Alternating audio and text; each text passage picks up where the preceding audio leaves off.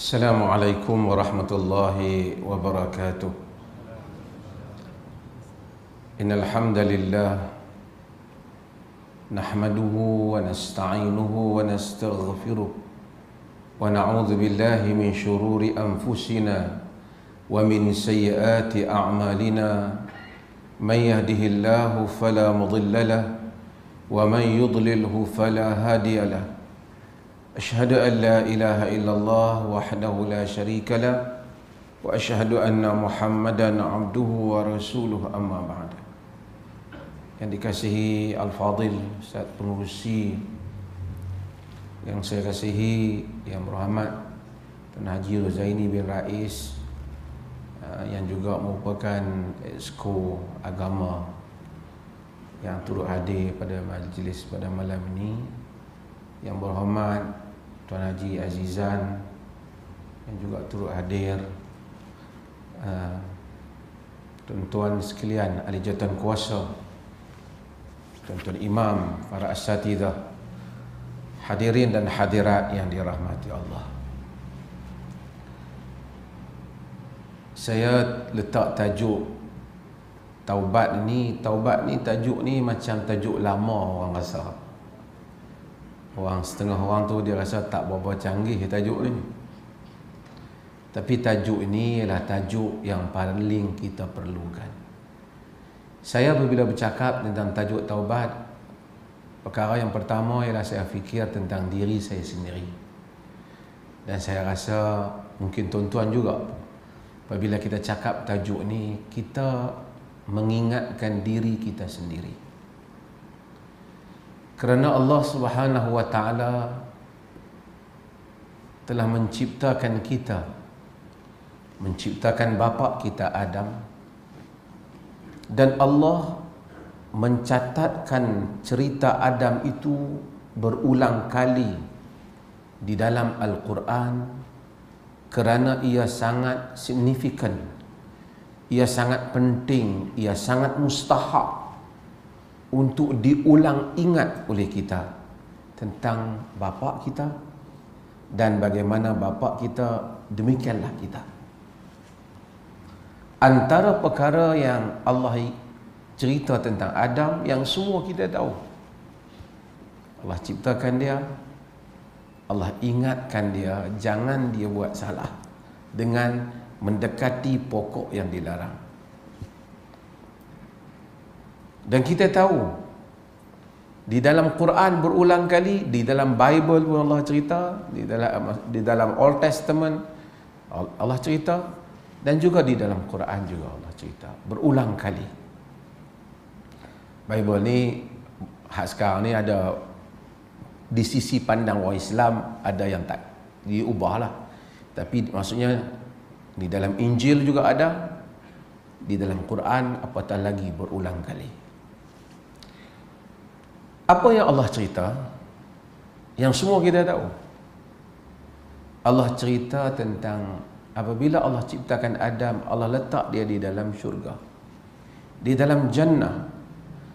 Jannah kita sebut jin. Jin ni tak nampak. Jannah ni jannah, yakni dia melitupi. Kenapa dia litupi? Kerana dia banyak pokok. Artinya kerana dia banyak tumbuh-tumbuhan di dalamnya, indah ya. Salah satu daripada tafsirannya. Dalam banyak-banyak pokok tu, Allah kata pada Adam, wala taqraba hadhihi syajarah fatakuna minal zalimin. Jangan kamu berdua hampiri pokok ini, nanti kamu berdua akan termasuk di kalangan orang-orang yang rugi. Tapi Allah kata, fa'wazallahum syaitan. Syaitan menggelincirkan mereka berdua. Dalam surah Taha Allah kata, walaqad ahidna ila adama min qablu fanasiya walam najid lahu azma. Kami telah ambil janji kepada Adam sebelum ini Tapi dia lupa. Kami tak dapati dia bersungguh-sungguh.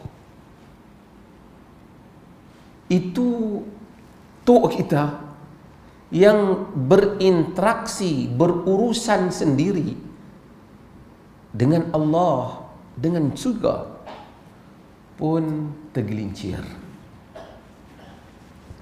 Anak Adam macam kita tentu dah akan tergelincir. Maka melakukan salah tabiat anak Adam. Hanya orang yang terkejut dengan orang buat dosa ialah orang yang rasa dia maksum. Kita tidak terkejut dengan orang yang buat dosa kerana kita sendiri pendosa. Tapi Adam itu berbeza dengan syaitan. Adam itu berbeza dengan iblis kerana Adam itu apabila dia buat dosa, dia taubat kepada Tuhannya.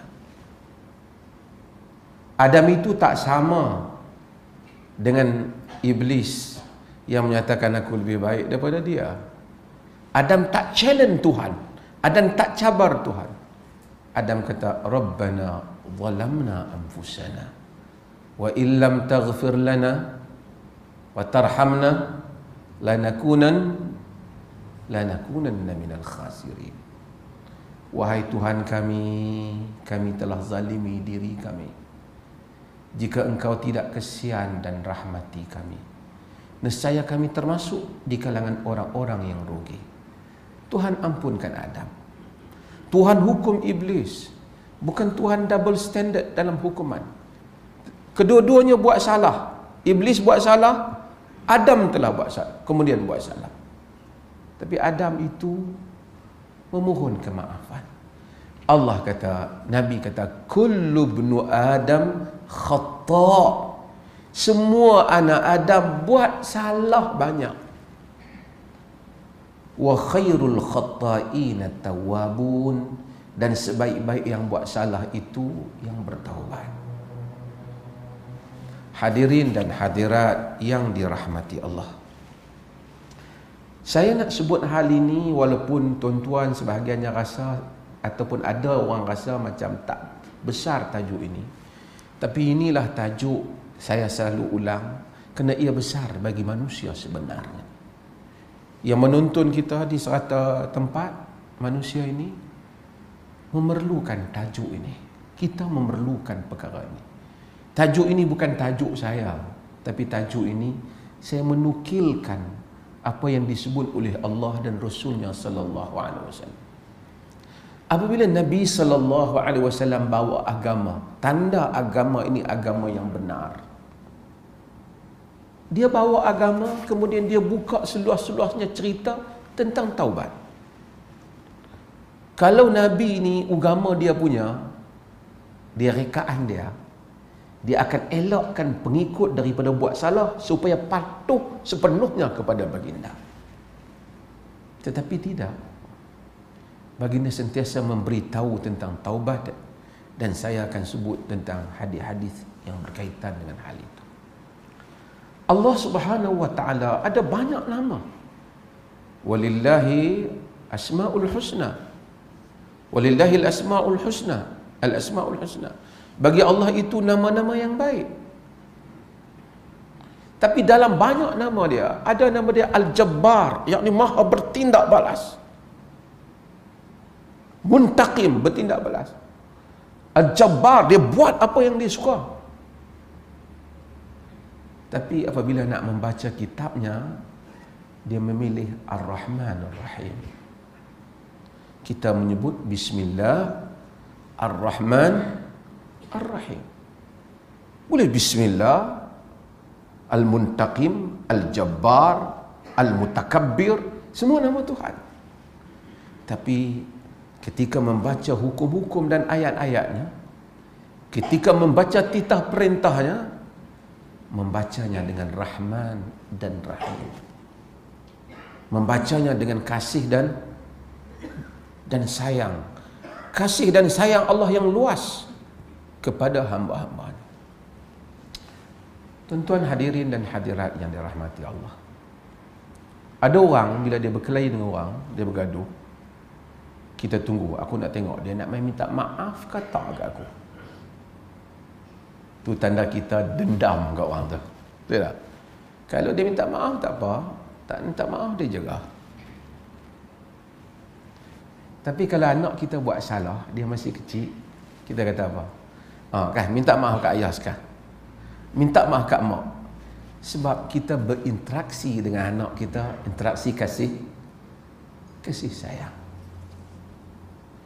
Apabila kita baca Al-Quran, Allah kata wastaghfirillaha innallaha kana ghafurar rahima. Mintalah maaf ke Allah. Allah itu Maha mengampuni dan Maha mengasihi. Disuruh kita maaf, minta maaf kat dia. Tanda dia yang memaafkan, tapi dia suruh kita memaafkan. Dia tak kata sesungguhnya aku menghukum kamu. Dia kata aku pengampun. Perkataan kita kata istighfar daripada ghafar. Allah itu ghafur. Ghafur, Arab kata ghafar, yakni dia tutup. Sebab itu Allah itu dia mengampunkan dosa dan dia menutup keaiban kita. Ini besar maknanya dalam hidup. Saya selalu ulang untuk diri saya. Tuan-tuan, jika tidak Allah tutup aib kita, tidak ada siapa yang dapat berbicara pada manusia. Mufti ke, siapa ke, sama. Saya pun tak boleh duduk bercakap di sini. Tapi rahmat Tuhan menutup aib kita semua. Sehingga kita orang tidak nampak aib kita. Lalu kita pun dapat berbicara dan orang pun pandang dengan penghormatan pada kita. Jika Allah mendedahkan segala dosa yang kita lakukan, barangkali tidak ada kita yang dapat berjalan hatta di kalangan manusia yang ramai. Tidak ada ayah yang barangkali dapat berbicara dengan anaknya, suami dan istrinya, dan istri dan suaminya. Tapi Allah itu Ghafurun Rahim. Ia menutup dosa dan ia Maha Penyayang. Dan Allah jadikan dosa itu apabila kita lakukan, ia satu bebanan pada kita. Tuan-tuan hadirin dan hadirat yang dirahmati Allah dan para penonton sekalian, apabila kita buat dosa dan kemudian kita rasa bersalah terhadap diri kita, bersalah kita kepada Tuhan, mudah-mudahan rahmat Allah itu besar untuk kita. Tapi kalau kita buat dosa kemudian kita rasa tak apa-apa, berarti Allah telah meninggalkan kita. Sebab itu orang-orang yang bila dia buat dosa kemudian dia rasa terbeban dengan kesalahan dan dosa, Allah memujuknya. Allah Subhanahu wa taala menyatakan, "Qul ya ibadi alladzina asrafu ala anfusihim la taqnatu min rahmatillah innallaha yaghfiru dzunuba jami'an innahu huwal ghafurur rahim." Qul ya ibadi, katakanlah wahai hamba-hambaku, yakni wahai hamba Allah, alladzina asrafu ala anfusihim, yang telah frust dengan diri mereka sendiri. Frust. Pergi jumpa orang kata hang ni perangai teruk, dosa banyak, Tuhan pun tak ampun macam ni. Ataupun kita buat dosa, kita rasa kita bersalah. Allah kata, "Qul ya ibadiyalladzina asrafu ala anfusihim." Kata wahai hamba-hambaku, katakanlah wahai hamba-hambaku yang kecewa dengan diri mereka sendiri, yang frust dengan diri mereka. La taqnatu min rahmatillah. Jangan kamu kecewa dengan rahmat Allah. Innallaha yaghfiruz dzunuba jami'a. Sesungguhnya Allah mengampunkan dosa semuanya. Innahu huwal ghafurur rahim. Sesungguhnya dia Maha menutup dosa dan Maha penyayang.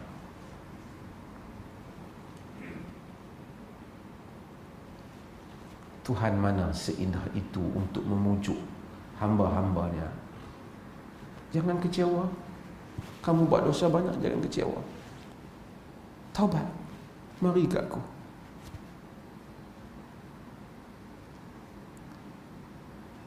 Sebab itu urusan Tuhan dengan manusia ialah urusan kasih sayang. Dalam hadis yang diriwayatkan oleh Imam Muslim, Allah tahu manusia. Allah kata, ya ibadi, innakum tukhti'una bil-laili wan-nahar wa ana aghfiru dhunuba jami'a fastaghfiruni aghfiru lakum. Wahai hamba-hambaku, kamu buat dosa malam dan siang. Kamu buat salah malam dan siang. Kita buat salah. Tuan-tuan, kalau kita betul-betul lihat diri kita, kita banyak buat salah dengan Tuhan. Kalau tidak pada tangan, kaki dan pada jiwa kita, pada hati nurani kita, pada sombong dan takabur kita, pada bagai segala kurnia yang Tuhan berikan kepada kita. Innakum tukhti'una bil-laili wan-nahar. Kamu buat salah malam dan siang. Wa ana aghfiru dzunuba jami'a. Sedangkan aku pula pengampun dosa segalanya. Fastaghfiruni. Minta ampun ke aku. Aghfiru lakum. Aku nak ampun kamu. Tuan-tuan, sebab itu antara dosa satu hamba apabila dia bagi tahu pada orang lain, orang macam hang ni Tuhan tak ampun.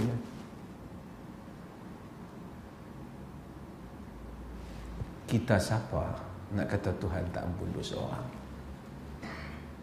Sebab itu kita di dalam urusan hidup ni, dalam urusan dosa manusia, kita hukum atas dosa sahaja. Jangan hukum kedudukan orang yang buat dosa itu di sisi Tuhan.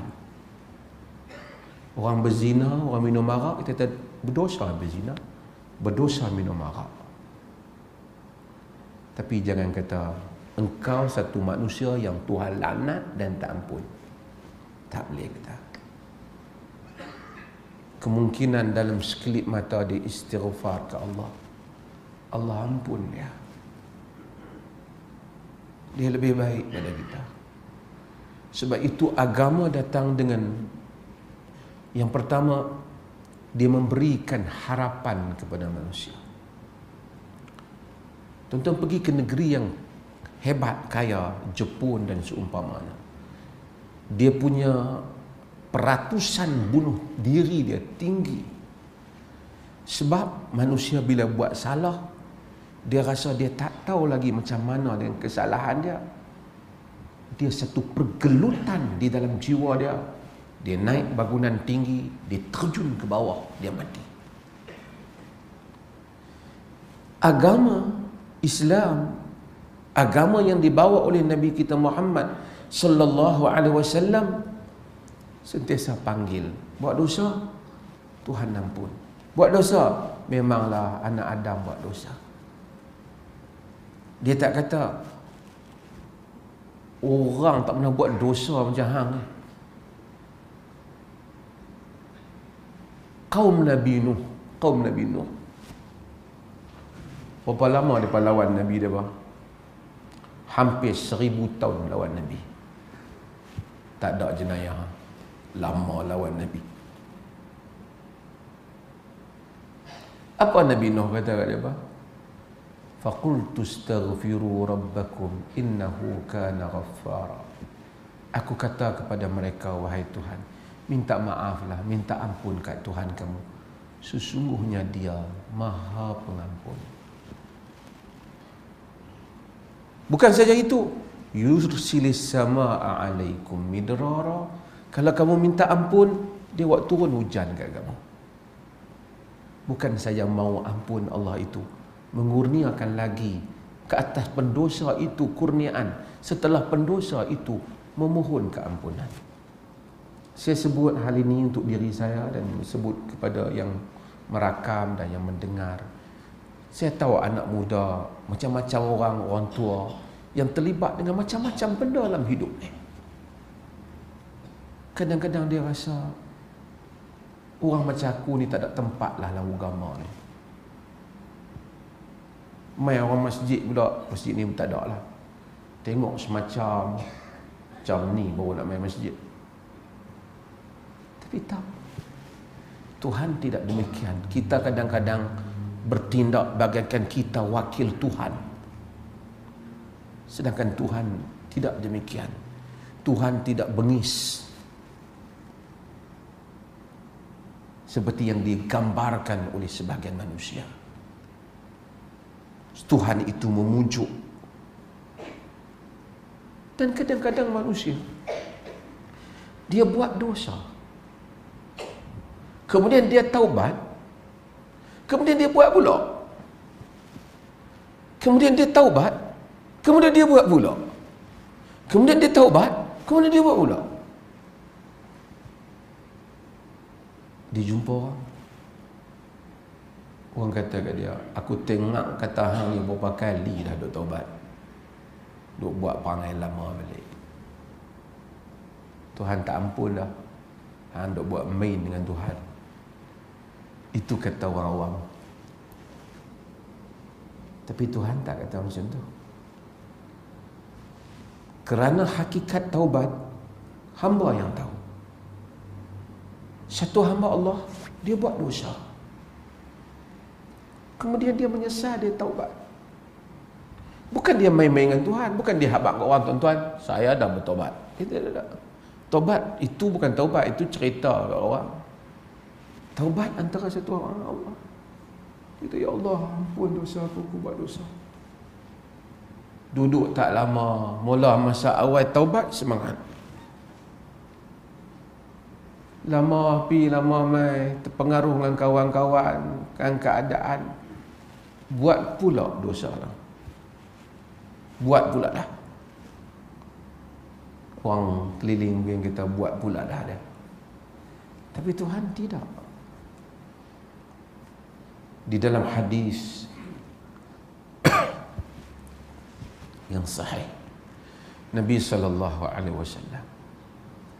cerita bagaimana hamba. Nabi kata, aznaba abdun dhanban, seorang hamba dia buat dosa. Faqala Allahumma ghafirli dhanbi, dia kata, ya Allah, ampunlah dosa aku. Faqala Allah tabaraka wa ta'ala, maka Allah yang maha tinggi kata, aznaba abdi dhanban fa'alima anna lahu rabban yaghfiru dzam wa ya'khudhu bidzam. Hamba aku tu buat dosa, tapi dia tahu dia ada Tuhan yang dapat mengampunkan dosa dan mengambil tindakan di atas dosa.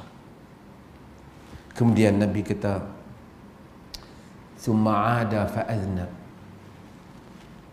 dah taubat dah, duduk lama-lama, hari tu bersungguh, mungkin menangis, tak mau buat dah, ya Allah, dosa. Buat pula.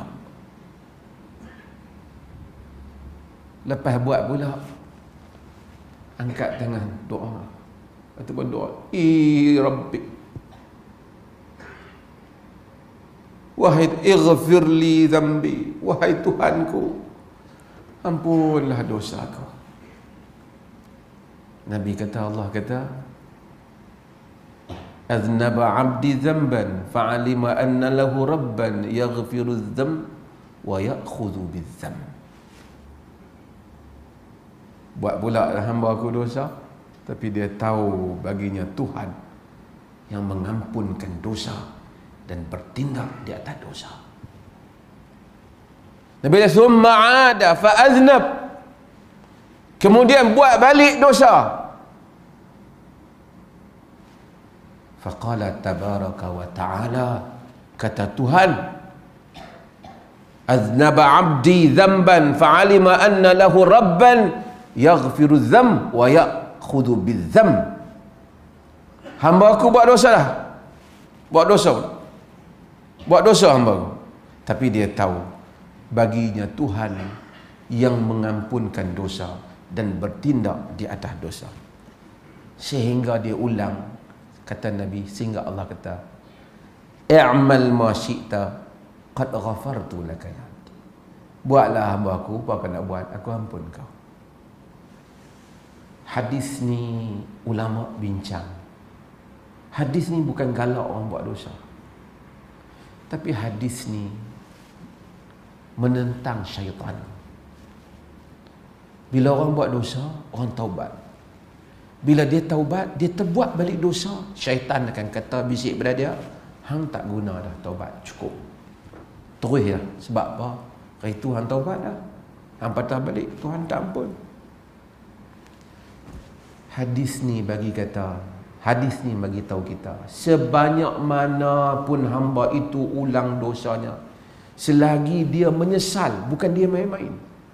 Dia buat, lepas tu dia menyesal, dia buat. Ada risiko, tentu. Kalau tengah-tengah dia buat dosa tu, dia mati tak ada menyesal, Allah azab dia. Tapi bila dia sedar, habis dosa, dia mohon ampun. Allah janji untuk ampun hambanya sekalipun berulang-ulang dosa. Dosa tak digalakkan, bukan kita suruh, tapi jangan patahkan semangat orang bertaubat. Kadang-kadang orang bagi tahu kita, saya taubat dah.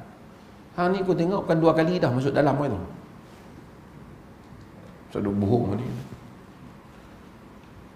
Kalau dia buat dosa masuk dalam, salah dengan manusia, Tuhan hukum. Ataupun manusia hukum dia, dia bayar balik. Tapi adapun urusan taubat, kita tak tahu. Pasal penyesalan itu di dalam jiwa insan. Dia menyesal. Kita tengok dia, mungkin kita jijik dengan dia. Dulu kita tak mau terlibat dah. Tengok hari ni pi balik. Kita sembang dengan dia. Aku tak mau sembang dah. Berapa kali dah terlibat. Mungkin kita boleh warning kepada dia di sudut supaya dia jangan ulang. Tapi soal Tuhan ampun ataupun tidak, mungkin juga dia menipu kita. Tapi soal Tuhan ampun ataupun tidak dia dengan Allah. Kalau dia jujur minta ampun, Allah Subhanahu wa taala mengampuni dia. Tuan-tuan hadirin sekalian,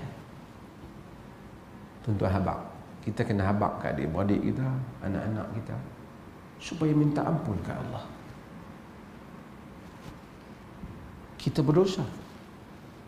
Ada orang, dia sampai rasa dia macam tak berdosa. Dia tak kata, tapi dia tak rasa dia berdosa.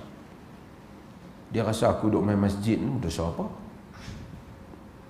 Dia rasa macam tu, dia ada perasaannya. Cuma mungkin dia tak istihar.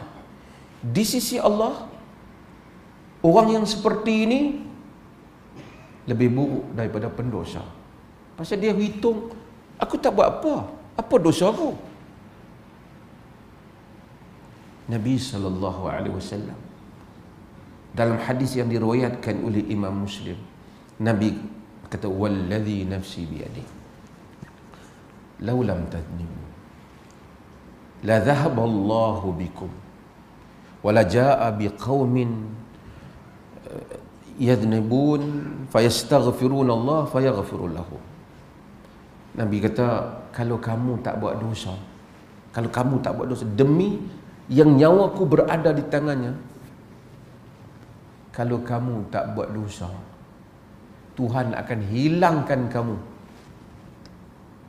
dan ganti dengan kaum yang lain. Kemudian kaum itu buat dosa, kemudian dia minta ampun ke Allah, Allah ampun dia. Kerana apa? Sebahagiannya ialah kerana manifestasi daripada kalimah Allah, daripada nama Allah At-Tawwab, Al-Ghafur, Ar-Rahim. Dia mengampunkan dosa.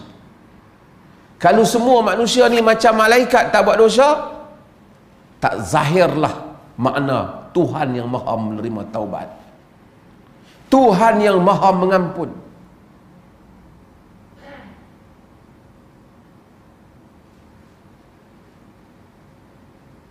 Sebab itu tuan-tuan, semua kita ni nak mencapai syurga, nak capai syurga.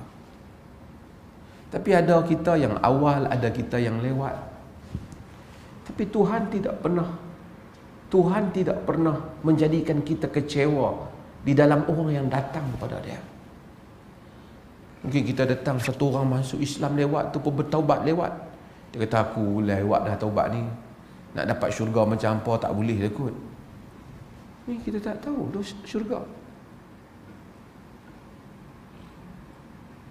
Mungkin orang yang datang lewat tu Tuhan ampun, dengan kadar penyesalan dia kepada Tuhan, Tuhan ampun dia lebih daripada yang duk meratib, duduk di tikar sejadah. Walaupun tu pun bagus, tapi meratib kemudian berasa kita ni tak ada nak buat dosa apalah tua-tua ni.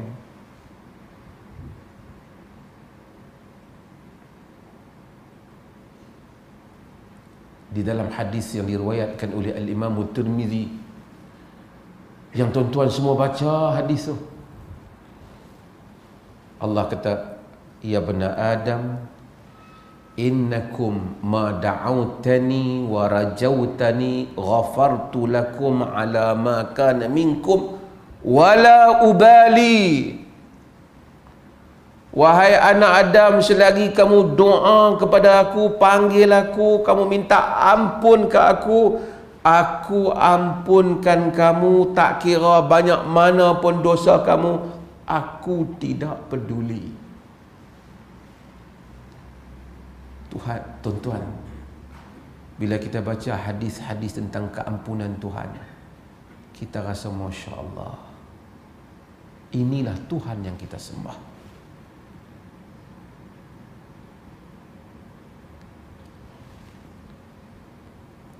Agama ni indah diajar kita.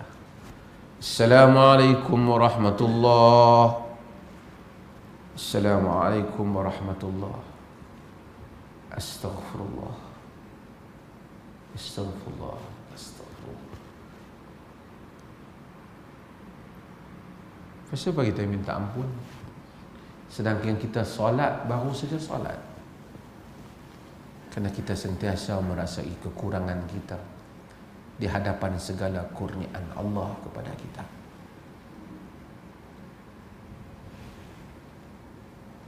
Dalam hadis Tirmizi itu, Allah sambung, ya bani Adam, law balaghat dhunubukum anana as-sama' thumma astaghfaruni ghafartu laka wala ubali. Wahai anak Adam, jika dosa kamu itu mencapai puncak langit. Tuan-tuan, kita dengan langit ni tinggi mana? Kalau satu orang buat dosa setinggi bukit gunung Everest tu, banyak dosa dia. Tuhan tak kata setinggi gunung Everest, Tuhan kata sampai ke langit dosa. Langit ni perlombaan space, teknologi ni, angkasa ni, tak tahu lagi penghujung dia tang mana langit ni. Tuhan kata, kalau kamu buat dosa sampai ke langit,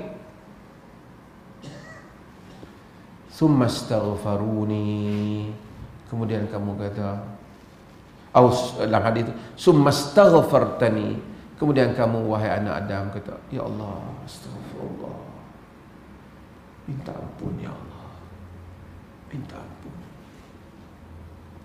Allah kata, ghafartu laka wala ubali, aku ampunkan engkau, aku tidak peduli.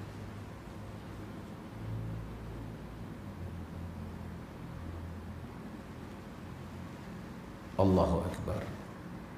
Rahmat Tuhan. Tak tahulah dosa kita sepanjang hidup ni banyak mana pun tak tahu. Tapi kita kata astagfirullah. Bukan astagfirullah nak tunggu nasi kenduri tu. Astagfirullah. Bukan. Astagfirullah betul-betul. Astagfirullah. Minta ampun ya Allah. Wabil ashari hum yastaghfirun. Pada waktu sahur, waktu tahajud, mereka beristighfar. Orang yang bangun tahajud tu orang yang memang bukan senang ibadat. Qiyamul lail, alhamdulillah mungkin kebanyakan kita melaziminya. Tapi pada waktu dah bangun qiyamul lail pun tak kata, "Hai, bangun qiyamul lail ni pahala banyak ni. Duk tunggu nak masuk syurga." Allah kata, "Wa bil ashari hum yastaghfirun." Pada waktu sahur, waktu itu mereka kata, "Ya Allah, minta ampun. Ya Allah, minta ampun." Hadirin dan hadirat, siapa baca sirah ni mukadimah, sekali saya jawab soalan. Tapi saya nak penuhi tajuk ni dulu. Saya selalu cerita tajuk ni, saya ulang. Siapa baca sirah, dia akan jumpa Abdullah bin Juda'an. Abdullah bin Juda'an, Nabi cerita tentang Hilful Fudul, perjanjian Fudul. Perjanjian Fudul ialah perjanjian di mana orang-orang Mekah tak Islam sebelum Nabi diutuskan berpakat untuk membela orang-orang yang zalim. Mereka buat perjanjian itu di rumah Abdullah bin Juda'an. Nabi kata, "Lau du'itu bihi fil Islam la ajabt." Kalau aku dipanggil setelah aku dilantik jadi rasul ni, dipanggil pergi ke perjanjian itu, aku pergi. Maksudnya mulianya perjanjian tu kerana nak menentang orang-orang yang ditindas, menentang orang-orang yang menindas dan membela orang-orang yang ditindas. Abdullah bin Juda'an ni kena mengena kerabat dengan Abu Bakar Siddiq radhiyallahu anhu. Dalam jahiliah, tuan-tuan, orang jahiliah ni, tuan-tuan jangan fikir orang jahiliah ni semua tanah mana ni. Itu sebahagian cerita. Tapi banyak mereka yang baik. Bagi orang minum haji, bagi orang makan haji. Masa tu Islam, Nabi belum diutuskan, tapi haji berlaku atas amalan ibadah. Nabi Allah Ibrahim alaihi salam walaupun telah diselewengkan sebahagiannya, sambut jemaah haji. Abdullah bin Juda'an ini terkenal dengan suka bagi orang makan dan menghubungkan silaturahim. Aisyah radhiyallahu anha, anak saudara dia lah, bila dia terkenal kepada Abdullah bin Juda'an, dia tanya Nabi. Dia kata, "Ya Rasulullah, Ibnu Juda'an kana fil jahiliyah yasilur rahim wa yut'imut ta'am. Anafi'uhu dhalika? Dhalika nafi'uhu?" Wahai Rasulullah, Abdullah bin Juda'an ni masa jahiliyah rajin hubung silaturahim, suka bagi orang makan.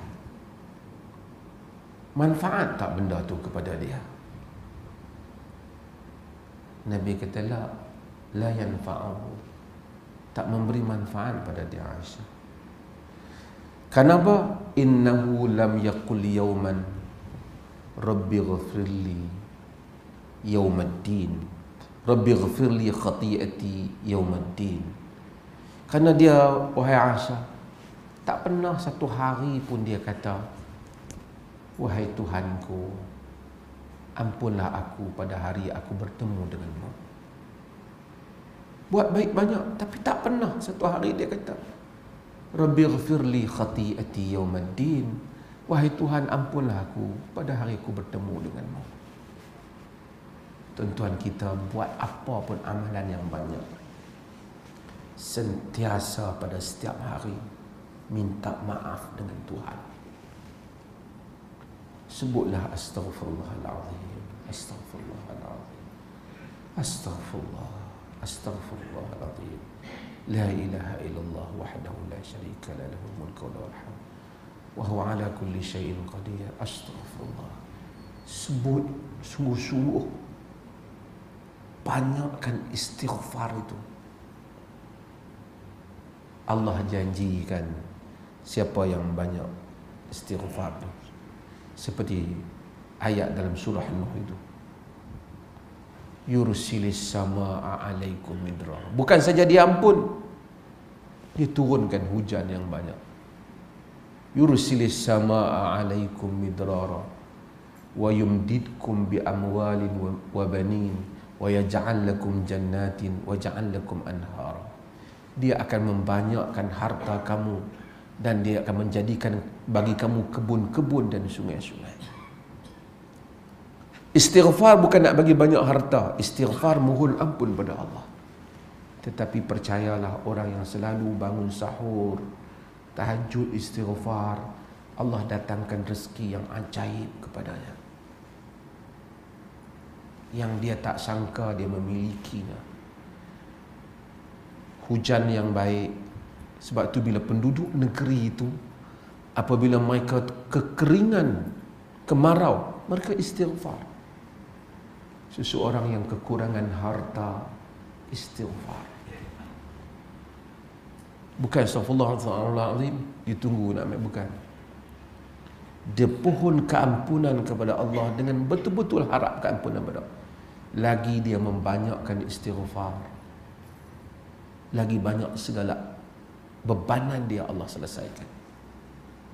Syekhul Islam Ibn Taimiyah rahimahullahu ta'ala, dia ceritakan, kadang-kadang apabila aku hadapi masalah, aku istighfar sehari kadang-kadang sampai 1000 kali, Allah menyelesaikan masalah.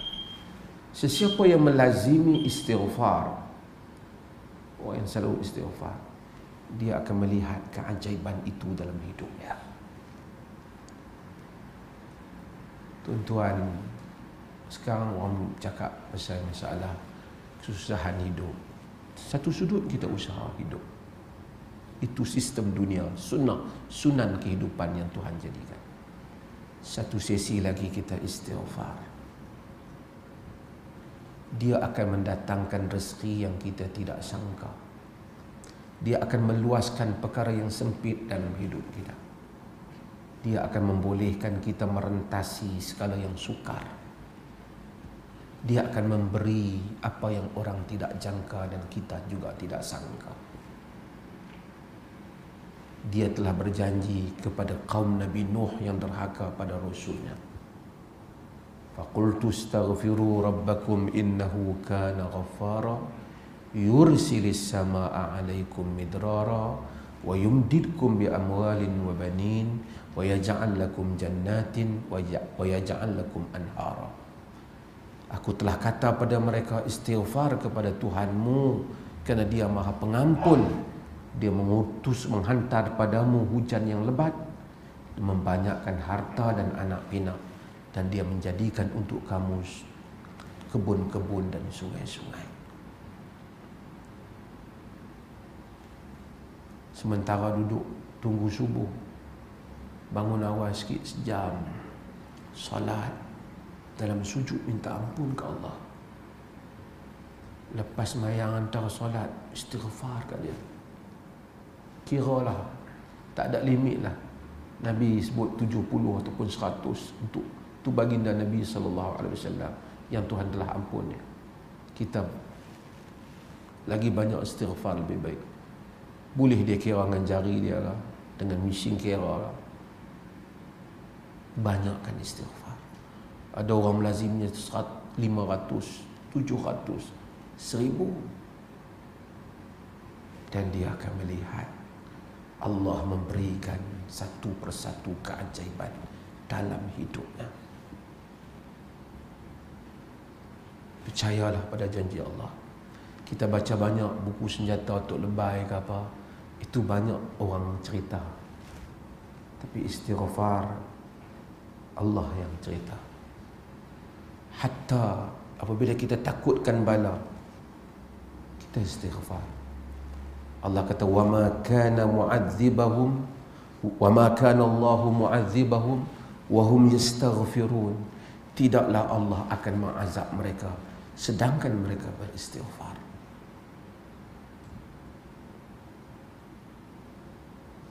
Kadang-kadang hidup kita ada benda yang sangkut di atas dosa kita. Kita istighfar untuk diri kita, untuk kedua ibu bapa kita. Tuhan ajar supaya kita buat baik dengan ibu bapa kita. Antaranya dia suruh kita minta ampun pada ibu bapa kita.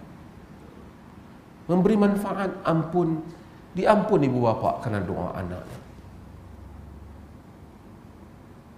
Sebab tu tuan-tuan, di Perlis ni kita buat kempen, insya-Allah yang terdekat, itu Perlis berzikir.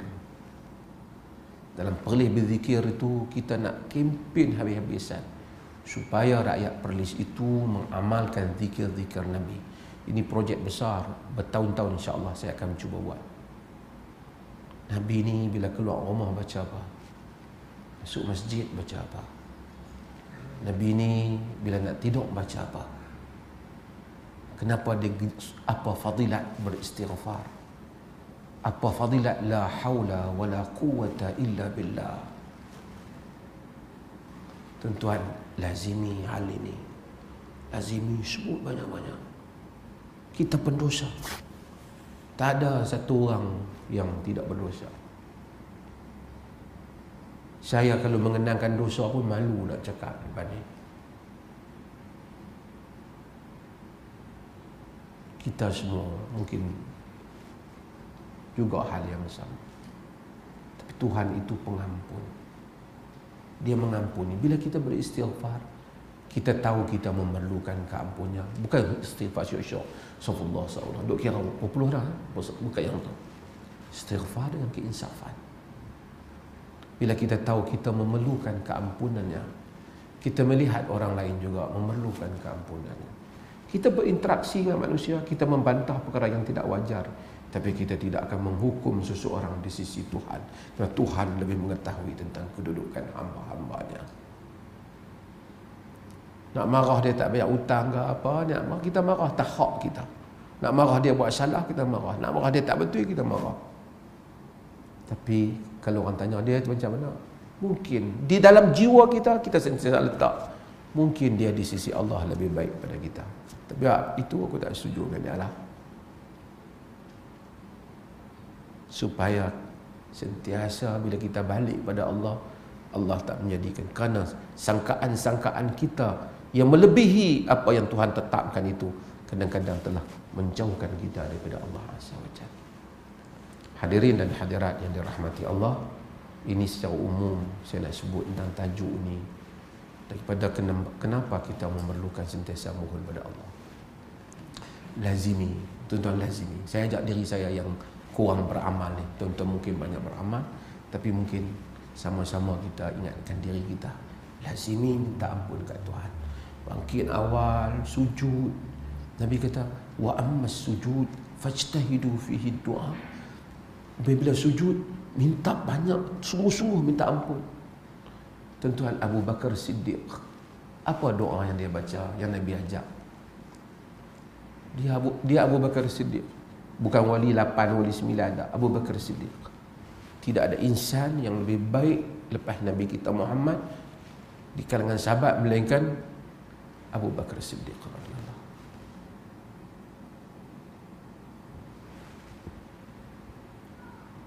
Dia bila sujud dia doa, Allahumma ghafirli, Allahumma inni zalamtu nafsi zalman kathira, innahu la yaghfiru dhunuba illa anta, faghfir li maghfiratan min 'indik.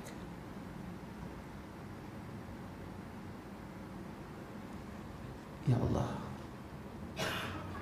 inni zalamtu nafsi zulman 'azima, inni zalamtu nafsi zulman kathira. Ya Allah, aku zalimkan diriku dengan kezaliman yang banyak.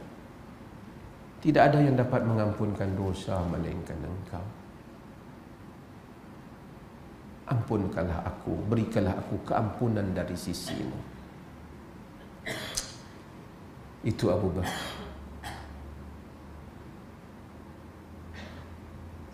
Umar bin Khattab radhiyallahu an, bila Nabi cerita tentang Uwais Al-Qarni yang mustajab doanya, tuan-tuan semua tahu. Bersungguh-sungguh dia nak mendapatkan doa Uwais. Dijumpa Uwais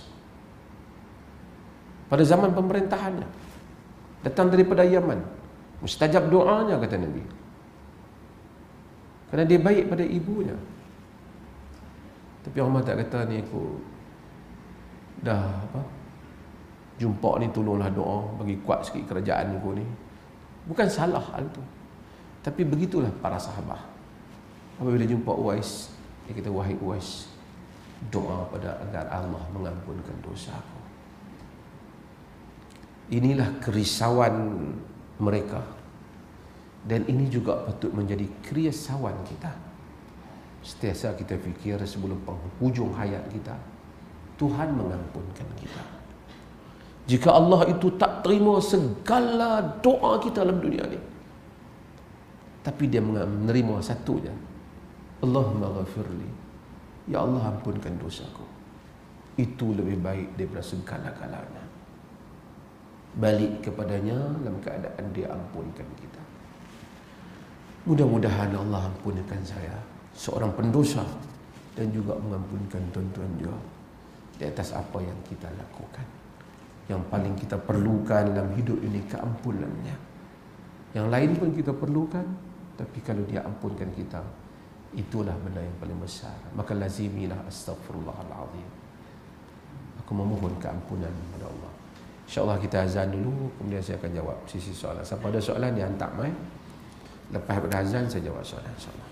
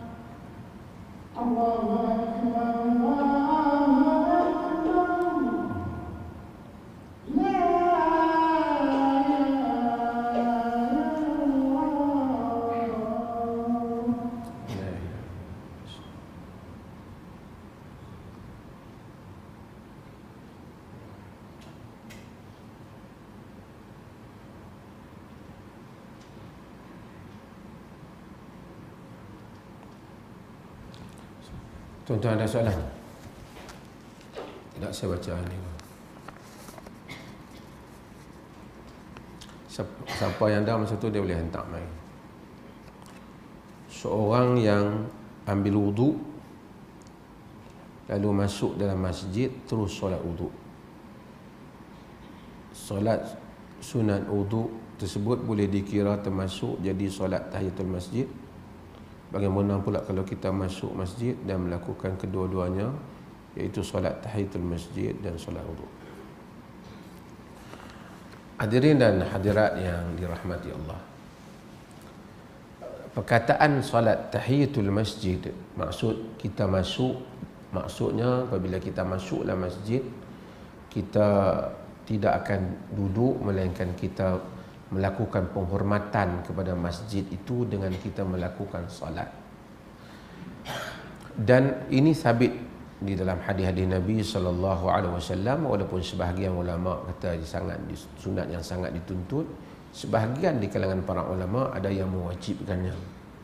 Sehingga Nabi sallallahu alaihi wasallam apabila berkhutbah dalam hadis yang diriwayatkan oleh Imam Muslim dalam sahihnya, di mana baginda tengok orang datang terus duduk, pasal mungkin dia fikir, walaupun ada qaul dalam sebahagian mazhab ni, tapi ia tidak selaras dengan hadis Muslim ni. Dia masuk, dia duduk kerana dia fikir Nabi duduk khutbah. Nabi tengah khutbah, Nabi tegur dia, ya fulan araka'ta raka'atain, hadis Al-Ghatafani. Nabi kata, ya fulan araka'ta raka'atain, qala la, Nabi kata qum farka' raka'atain. Wahai fulan, kamu telah sembahyang 2 rakaat. Dia kata belum. Tidak, kata. Nabi kata bangun dan solat 2 rakaat. Maksudnya orang yang telah duduk pun, apabila dia duduk, dia teringat dia tak sembahyang sunat tahiyatul masjid, ataupun kita masuk dalam masjid, yang duduk ni tak sembahyang, kita bangun, kita solat 2 rakaat. Dalam erti kata, orang yang masuk ke dalam masjid, dia tak akan masuk melainkan dia kena berwuduk, sebab dia nak kena salat. Itu dahulu. Maksud kita ni, kalau mari kadang-kadang ada orang kahwin dalam masjid, mereka masuk dalam masjid, mereka tak salat, terus duduk. Mereka hendaklah salat di dalam masjid, melainkan mereka ada keuzuran yang lain yang nanti kita akan bincang dalam hal ini. Okay. Umumnya siapa masuk dalam masjid, mereka hendaklah duduk, hendaklah salat sebelum mereka duduk. Di kalangan para ulama, apabila mereka menyebut 2 rakaat tahiyatul masjid tu, adakah 2 rakaat yang Nabi suruh itu suatu solat khusus sebelum duduk dalam masjid, ataupun maksudnya siapa saja yang nak duduk dalam masjid kena sembahyang dulu, tak kira lah apa sembahyang pun. Maka secara umumnya, jika kita lihat kepada perbincangan nas-nas yang ada, kita dapat simpulkan jangan duduk dalam masjid, melainkan hendaklah salat dulu.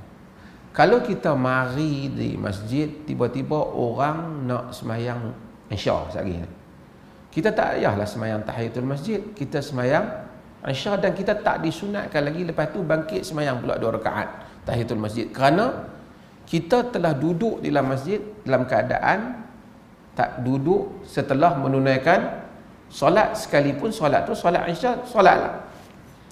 Di atas kaedah itu, sesiapa yang ambil wudu kemudian salat wudu, maka dia telah menunaikan maksud melepaskan diri daripada makruh. Pada setengah mazhab ada yang menyatakan dosa, tapi pada jumhur makruh duduk dalam keadaan tak salat. Bila dia sembahyang dah 2 rakaat, dah solat wudu, dia duduk, maka telah tertunai maksud tahiyatul masjid. Telah tertunai maksud tahiyatul masjid. Maksudnya dia tidak duduk, melainkan di dalam keadaan dia terlebih dahulu telah menunaikan salat. Maksudnya tak main duduk teruslah, duduk tu duduk mana salat. Dan ini pun kadang-kadang hal kawan-kawan kita, main member ada, main duduk sembang tu, sekali kita sembahyang tak. Tak gila sembahyang tahiyatul masjid, tak apa sembang tu, sekali ikut sembahyang. Tak. Dia asasnya masjid ni dihormati, buq'ah muhtaramah, tanah yang dihormati, kita duduk dalam keadaan kita salat.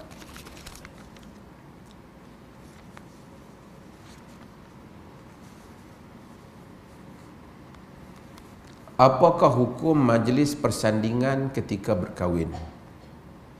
Dan adakah berdosa jika berdosa tapi terpaksa dilakukan kerana menjaga hati keluarga? Bagaimana pula hukumnya? Pertama, tuan-tuan, dalam bab perkahwinan ada bab yang merupakan hukum hakam syarak yang mesti kita buat, wajib atau disunatkan. Akad nikah wajib, walimatul urus pada jumhur para ulama disunatkan. Ada benda yang mana benda itu diizinkan, umpamanya menyanyi semasa perkahwinan. Masa kenduri kahwin, Islam tak kata senyap makan nasi senyap macam semua. Tak, majlis perkahwinan majlis yang gembira. Di dalam hadis yang diriwayatkan oleh Al-Bukhari dan selainnya, apabila Nabi SAW hadir di dalam perkahwinan golongan Ansar, Nabi tahu orang Ansar ni suka menyanyi. Zaman tu lagi. Nabi tengok-tengok pergi majlis Ansar senyap ya. Mungkin juga orang Ansar segan kan Nabi mari ke apa. Nabi kata, ya Aisyah, innal ansara yu'jibuhumul lahu. Islam sebutkan, inna hadzal hayy minal ansar yu'jibuhumul lahu. Wahai Aisyah, orang Ansar ni suka pada nyanyian. Mereka tak nyanyi kan? Kemudian mereka menyanyi. Dan Nabi mendengar, sebagian Nabi pergi majlis, Nabi dengar mereka menyanyi. Kemudian mereka ada lirik yang tak kena, dan mereka kata, wa fina nabiyyun ya'lamu ma fi ghad. Di sisi kami ada nabi yang tahu apa yang akan berlaku besoknya. Nabi kata, jangan kata yang ni, kata yang sebelum tadi. Maksudnya Nabi kata, maksud aku tak tahu besok nak berlaku apa. Yang tahu siapa? Allah. Tu sebab tu kalau mai tok guru ni, tok guru kita ni nak mai apa berlaku, dia tahu dah. Dia kira lebih daripada Nabi ya. Dia buat ajaib macam tu kan. Wa fina nabiyyun ya'lamu ma fi ghad. Di sisi kami ada nabi apa yang tahu apa yang nak berlaku besok. Nabi kata yang tu jangan kata. Maksudnya Nabi tolong perbetulkan lirik tu. Jadi nyanyian masa kenduri, walaupun sebahagian ulama kata ia digalakkan, mustahab dan sebagainya, tapi mungkin termasuk dalam bab-bab benda-benda yang diharuskan, menyanyi, bersorak, bergendang, kerana itu mengembirakan. Bersanding masuk. Bersanding ni nak tengok, kalau dia bersanding itu tidak ada apa-apa upacara yang i'tiqad kot bersanding tu dia percaya dengan sanding petu pusing keliling tu menguatkan lagi rumah tangga. Yang tu dia main i'tiqad. I'tiqad salah lah. Tapi kalau dia setakat duduk sebelah menyebelah, kemudian ramai yang lain duk main gendang sebagai tanda tak ada kepercayaan beras kunyit ke, tepung tawak ke, tepung talam ke buah atas kepala kau tu. Tak ada benda-benda macam tu semua. Hanyalah satu kebudayaan. Maka kebudayaan yang seperti itu diizinkan oleh syarak. Kerana syarak itu apabila datang, dia tidak menghapuskan kebudaya-budaya dan adat istiadat yang tidak bercanggah dengannya. Kerana Nabi itu walaupun dia Arab, dia tidak datang untuk impose ataupun untuk mengenakan satu kearaban dia kepada orang lain, tak. Sebab itu Islam is the fastest religion yang berkembang dalam dunia ini, kerana dia tidak mengganggu benda ni. Orang Arab pakai jubah, pergi ke Cina jadi Chongsam, pergi ke India pakai kurta, mereka Melayu jadi baju Melayu, bersampit. Itu maksudnya, ya ayuhan nas, inna khalaqnakum min dzakarin wa untha wa ja'alnakum syu'uban wa qabaila lita'arafu. Wahai manusia, kami jadikan kamu dari lelaki dan perempuan, bersuku-suku dan berpuak-puak, supaya kamu kenal mengenali antara satu sama lain. Bukan supaya kamu jadi Arab ataupun kamu bertukar menjadi, tak. Kamu belajar Arab kerana kamu nak fahami Quran, itu betul. Saya pakai jubah. Jubah ini para ulama, pada sisi jumhur para ulama, ia tidak sunat. Tapi ia boleh lah. Melainkan dia kata kalau nak dapat pahala pun kita pakai kerana teringat Nabi pakai. Tapi jubah ni bukan je Nabi pakai, Abu Jahal pun pakai, Abu Lahab pakai. Takkan Abu Lahab pakai baju Melayu pula dengan kot. Saya dia kaum Arab. Yang ni dia panggil sunnah jibiliyah dalam usul. Jibiliyah bermaksud ia sunnah kerana adat kemanusiaan, kearaban, persekitaran Nabi SAW. Jadi kalau siapa nak, sebab tu kita tak berapa berkenan orang hak duk kempen sangat slipper lah, capal lah. Bukan itu, bukan tujuan Nabi datang. Tapi sunat 2 rakaat. sembahyang sunat, tahajud, akhlak yang baik dan ibu bapa, bahasa yang baik, mohon ampun kepada Allah, ibadat. Ini kalau Nabi tak datang kita tak tahu. Jubah ni kalau Nabi tak datang tak ada. Bukan salah pakai, tak salah lah, tapi nak tekankan sangat benda tu dia tak. Demikian juga maksud kebudayaan. Orang Arab bila kahwin dia buat tagrir. Saya nak kerti buat lah, tapi buatlah mikrofon ni tak kena. Kan? Orang Melayu mungkin main gendang, mungkin sebab tu tak apa, di Perlis tak apa, hadrah ke apa ke, hatta marhaban kan tak apa. Cuma jangan ada rangkap-rangkap tu yang tak tepat dengan fakta lah, kan. Ada sebahagian rangkap tu tak apa tepat, yang tu kita ubah sikit. Mungkin kurang tepat dari segi sejarahnya, tapi yang lainnya tak apa. Marhaban semua tak apa, tala'al badru tak apa. Ia adalah satu benda yang digalakkan. Lepas tu orang menyanyi lagu yang menggembirakan. Cuma kita kadang-kadang terbalik kan. Raya menggembirakan, kita menyanyi lagu sedih. Sedih lah. Raya menggembirakan. Jadi persandingan tu termasuk dalam hal tersebut. Dia tak lelaki pun, tapi perempuan tu taklah mendedahkan aurat. Dia pakailah pakaian macam biasa. Kok mana pun dia muncul juga. Bezanya bersanding dia duduk atas kursi je. Kalau tidak dia duduk depan tu. Rubai' binti Muawis dalam riwayat yang sahih, hari perkahwinan dia, Nabi datang, dia perempuan pengantin, dia serve Nabi dengan para sahabat, pengantin tu sendiri. Nabi tak kata, orang perempuan jangan duduk keluar, orang perempuan duduk belakang tabir. Tak, dia yang tolong hidangkan makan pada Rubai' binti Muawid radhiyallahu anha, sahabat Nabi. Hari perkahwinan dia. So, agama ada keluasan dalam hal ni. Dulu mungkin orang tak mau tu sebab lepas bersanding tu pergi cucuh lilin pula, pergi duk pasak muka, bagi naik seri ke apa. Kan, lepas tu korang tu pula pergi bubuh tepung tawak atas kepala. Yang ni pergi ambil beras kunyit, pergi tabok bubuh dalam telinga. Kan, jadi semua benda tu tak kena apa. Kalau tabok syok-syok tu tak apa, tapi dia tabok dengan kepercayaan. Itu yang salah tu. Kalau setakat pergi ambil bunga, bubuh, bagi seronok main-main ya, tak apalah. Agama ni luas dalam hal itu. Nabi SAW masa hari raya di dalam masjid, seperti mana kita tahu ada Sudaniyun atau orang Sudan ataupun orang Habsyi buat pertunjukan main lembing di dalam masjid. Dan Aisyah berdiri di belakang Nabi SAW. Sahabat semua tengok, Nabi pun tengok.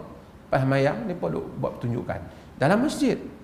Tentu tak payah buat masjid lah, terkoyak kapek kita lah. Tapi masa zaman tu dia bukan ada kapek, dia duduk atas pasiang betul ya.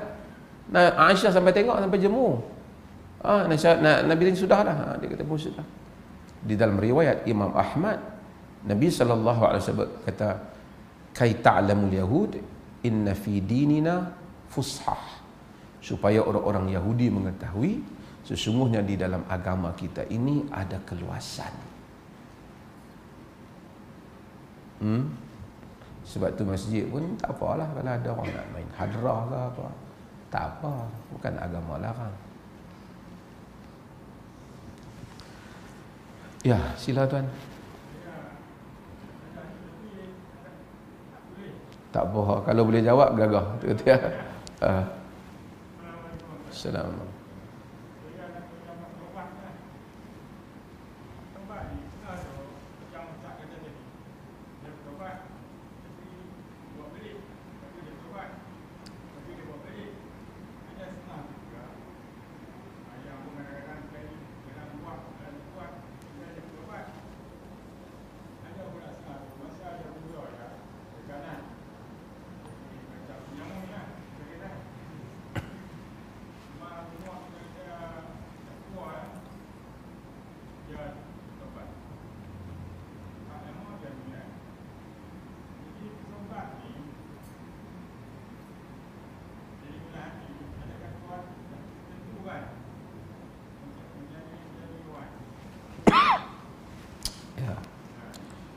Pertama, dalam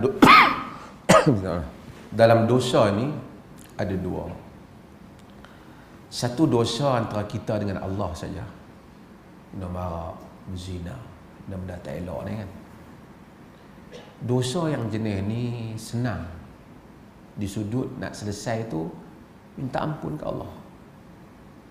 Lepas tu terbuat pula minta ampun ke Allah. Allah tahu hamba dia tu masa dia taubat tu, dia maha tahu dia taubat sungguh-sungguh ke dia duk taubat dulu lah kot masa kalau ada peluang lain kali aku buat balik lah. Allah tahu. Kita mungkin tak tahu, kita mungkin nampak dia bersungguh ke dia tak bersungguh, tapi Allah mungkin tahu masa dia menangis, dia taubat yang first tu, dia taubat sungguh-sungguh. Lepas tu bukan tak pernah pun dia terfikir nak buat balik. Kalau dia fikir nak buat balik tak nak dinamakan taubat, kerana taubat itu dia telah berazam untuk tidak mau kembali kepada dosa. Tapi bila mai dah masa berubah setahun, 2 tahun ni, dia tergelincang pula. Itu maksudnya. Lepas tu berulang. Dosa yang kedua ialah dosa yang membabitkan kita dengan hamba-hamba Tuhan yang lain. Tibai harta orang, lagi negeri lain tak faham tak? Ambil harta orang, curi harta orang, tipu orang, ambil harta pusaka adik-beradik.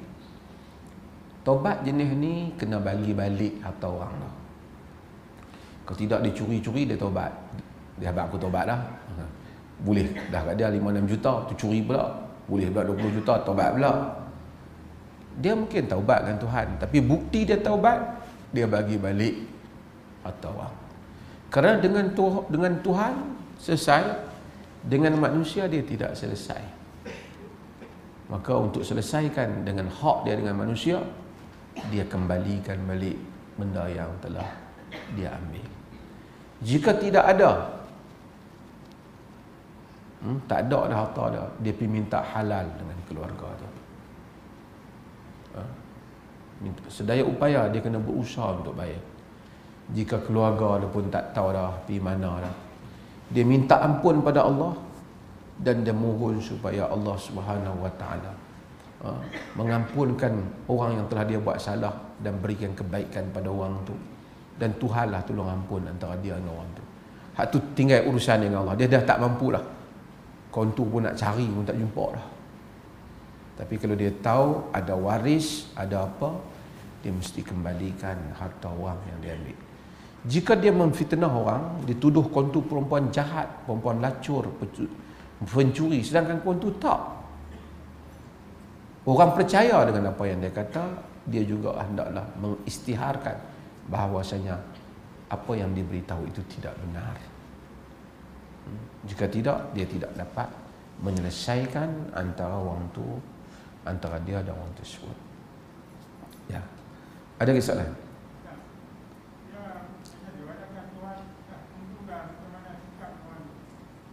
Adakah Tuhan dah tentukah dia nak dosa ataupun dia tak berdosa? Gitu. Itu dia bab lain. Bab adakah seseorang itu apabila dia fa'amila bi'amali ahli jannah hatta la yabqa bainahu wa bainal jannata illa shibr. Dia beramal dengan amalan ahli syurga sehingga tidak tinggal antara dia dengan syurga melainkan sejengkal. Fasabaqa ilaihil kitab, telah terdahulu kitab. Fa'amala bi'amali ahli nar fadakhala an-nar, beramal dia dengan amalan ahli neraka, masa masuk dia neraka, ataupun aukamaqal. Hadis ni menjadi perbincangan di kalangan para ulama. Dia panggil School of Theology ataupun ulama-ulama usuluddin, ulama-ulama teologi ni, macam mana manusia ni ditentukan buat jahat ke ataupun dia dengan pilihan sendiri. Kalau manusia ni ditentukan buat jahat, nak ringkaskan, kalau manusia tentu buat jahat, tak perlulah Nabi datang. Nak seru kat mana pun, aku ni hamba ajak kat mana pun tak jadi dah. Dah tetap dah di Lauh Mahfuz tu jenis tak sembahyang ni abang kita. Kita panggil dia ajak dia sembahyang tak mau. Adakah macam tu? Tak. Ikut bukan itu maksudnya. Kalau itu maksudnya, maka Allah telah menzalimi dia.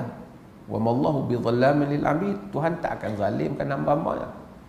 Tapi apa maksud fasabaqa ilaihi kitab, telah terdahulu padanya kitab, Maksudnya ilmu Allah itu tidak akan silap. Macam ni, saya ulang banyak kali lah, tapi tak apalah kan. Kita main ni mungkin sebagian belum dengar.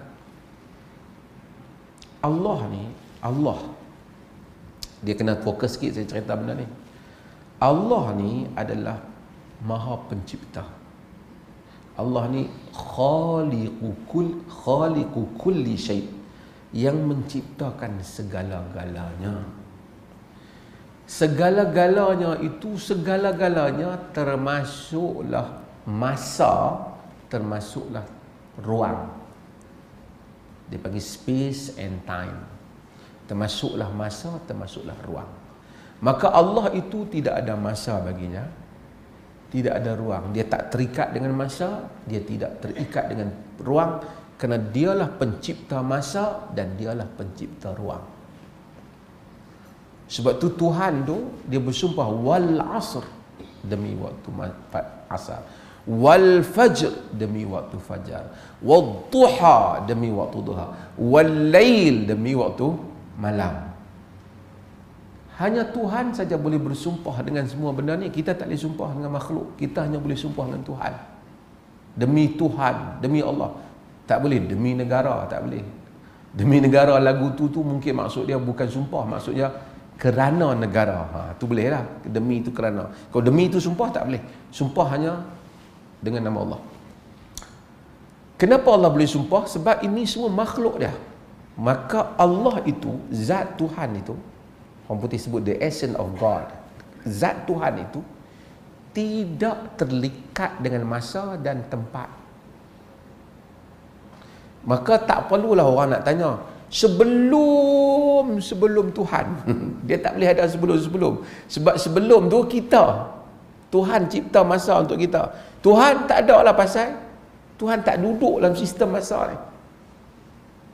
Tuan-tuan faham maksud saya?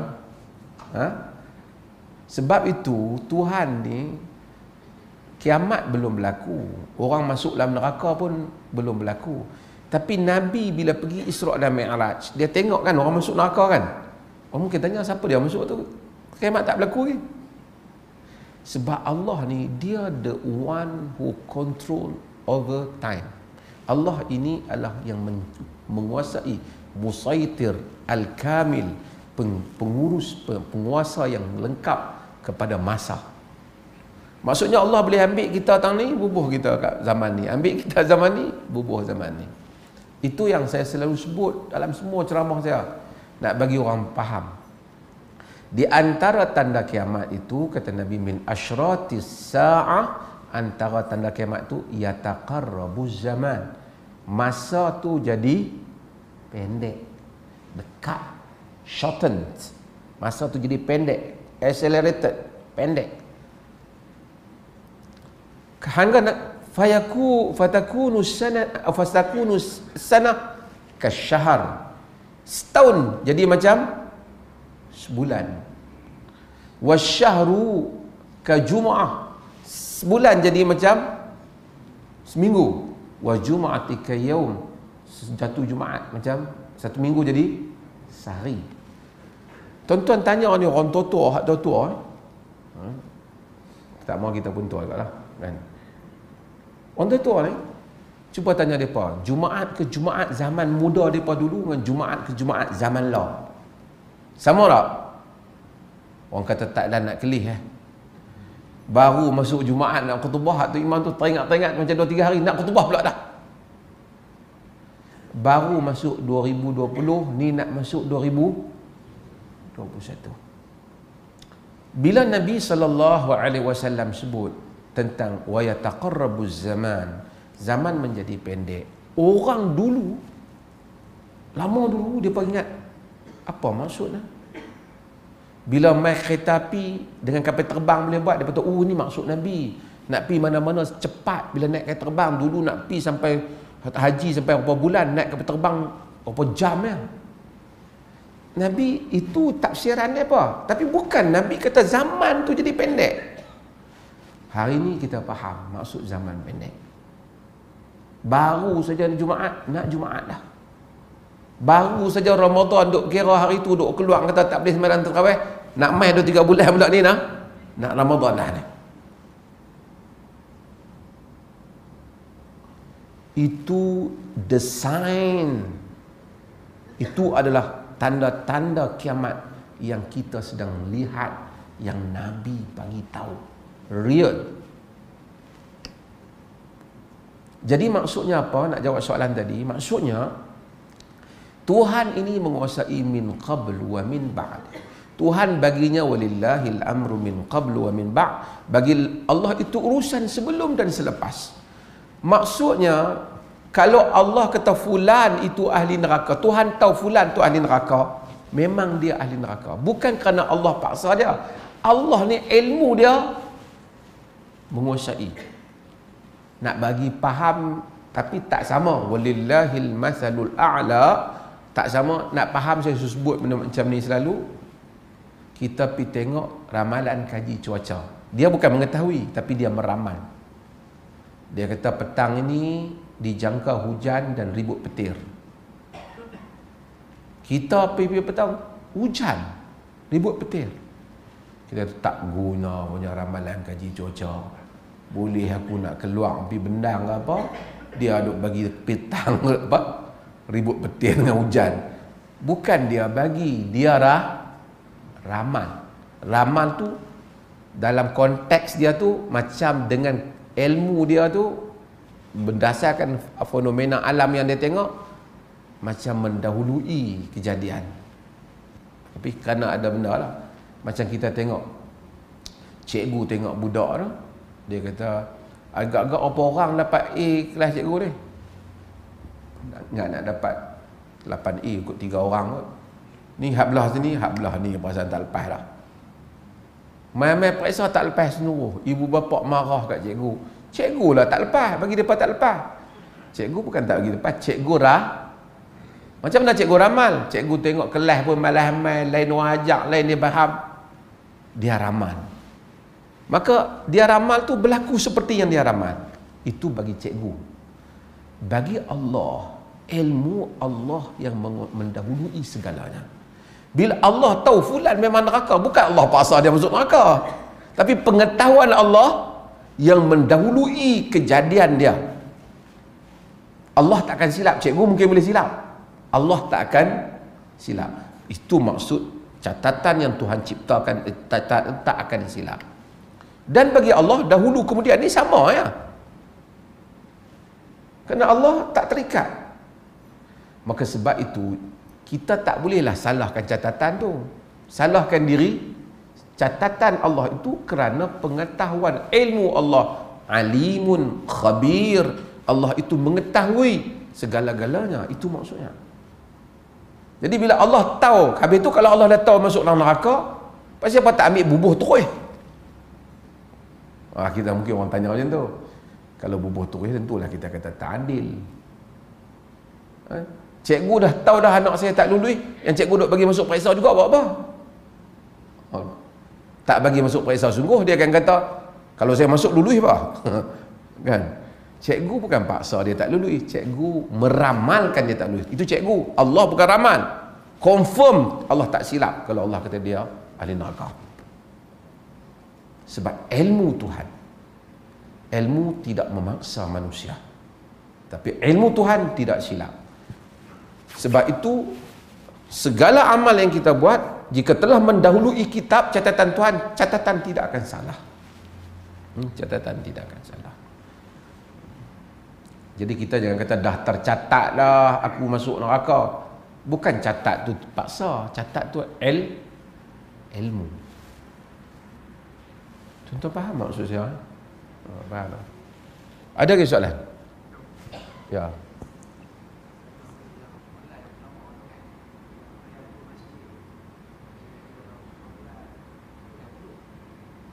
Ya. Ya, ya.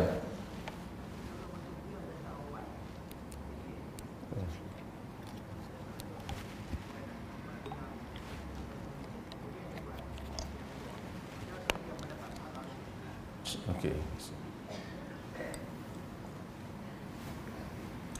Tahiyatul masjid ada hadis, solat wudu ada hadis Bilal yang Bilal ceritakan kepada Nabi bahawasanya amalan yang menyebabkan Nabi mendengar tapak kaki dia di dalam syurga. Tetapi Nabi SAW juga menyebut di dalam hadis Muslim tentang orang yang berwuduk, fa ahsanal wuduk, dia mengelokkan wuduk, summa shalla rakaat, kemudian dia salat sebanyak 2 rakaat. Hadis ini menunjukkan apabila orang berwuduk kemudian dia salat 2 rakaat direct terus, dia tak diselangi oleh solat yang lain. Maka apabila dia telah berwuduk, dia datang ke dalam masjid, dia pun solat 2 rakaat wuduk, maka tertunai maksud pahala solat wuduk. Adakah dia perlukan solat tahiyatul masjid lagi? Kerana dia tak perlu, kerana apa? Tujuan solat tu supaya dia tidak duduk dalam keadaan makruh. Kalau dia sudah solat tahiyatul masjid, dia solat, dia niat tahiyatul masjid, kemudian baru dia nak solat berwuduk, dari segi nak kata salah hadis tu, tak kata salah, tapi hadis tu tak ajak macam tu. Hadis tu wuduk dan kemudian terus solat wuduk. Yakni dia solat tu kerana solat wuduk. Dia solat 2 rakaat tu kerana wuduk yang dia ambil itu. Itu pun para ulama bincang. Maksudnya apa? Maksud solat itu khusus kepada solat wuduk ke? Ataupun setiap kali kita berwuduk, eloklah kita menunaikan apa-apa solat, sama solat duha ke, solat wuduk itu sendiri. Ada khilaf di kalangan ulama. Walau bagaimanapun, zahir umum hadis itu, berwuduk, solat 2 rakaat. Berwuduk, masuk masjid, solat 2 rakaat. Jadi kita dah tunaikan. Kalau dia nak bangun, kemudian nak tahiyatul masjid balik, dah tak jelas makna dah. Pasal dia telah tahiyatul masjid sebelum dia duduk.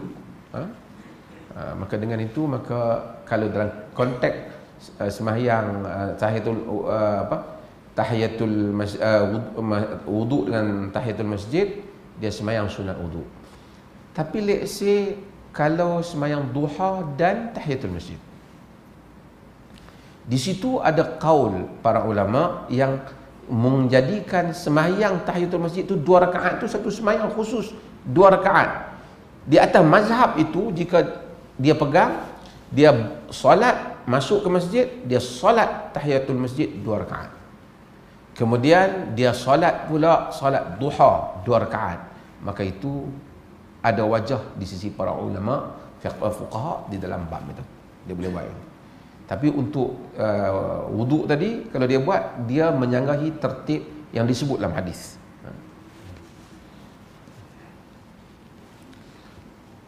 Ada soalan lain?